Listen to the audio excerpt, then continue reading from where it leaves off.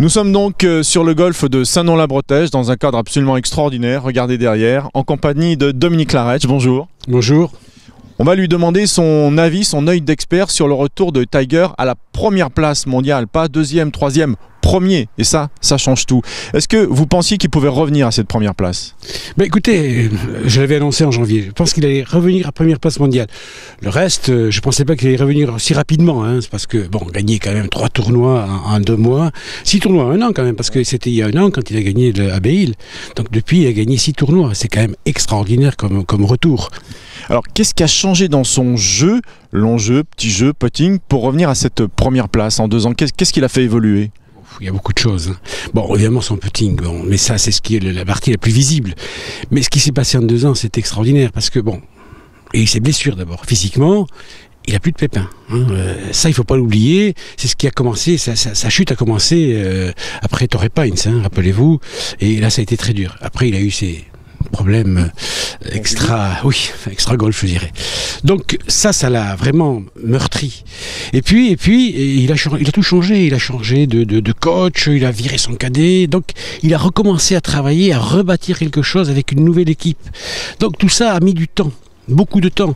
Et quand je le voyais encore il y a 16 mois, c'était au PGA, à l'USPGA, c'était à Atlanta. C'était pitoyable de le voir chuter comme ça. Mais il a continué à travailler comme un malade. Il a cru en lui.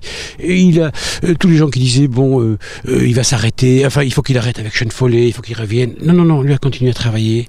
Et ce qui était incroyable, c'est de voir ce type-là s'accrocher, faire 75, 76, ne pas se qualifier et continuer à travailler. Cette force mentale qui est phénoménale.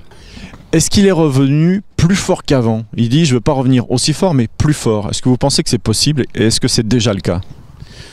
Il peut devenir plus fort, en tout cas mentalement qu'avant. Parce que vraiment ça, et puis commence à faire peur.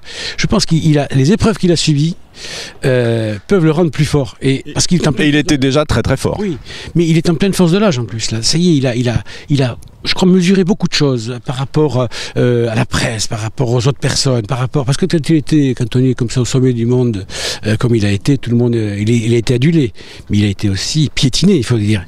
Et là, il a souffert. Il est à l'apogée de sa forme maintenant. Il lui reste quelques bonnes années encore. Il reste 5, 6 ans, 7 ans pour faire de très bonnes choses.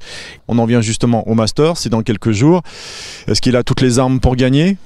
Il faut qu'il le démarre bien, parce qu'on sait très bien que s'il démarre mal le Masters, il ne reviendra pas, parce qu'il est encore un peu juste, notamment au niveau de la mise en jeu. S'il le démarre bien, oui. Après, il va le gagner, je ne sais pas. Mais il est favori, un des favoris.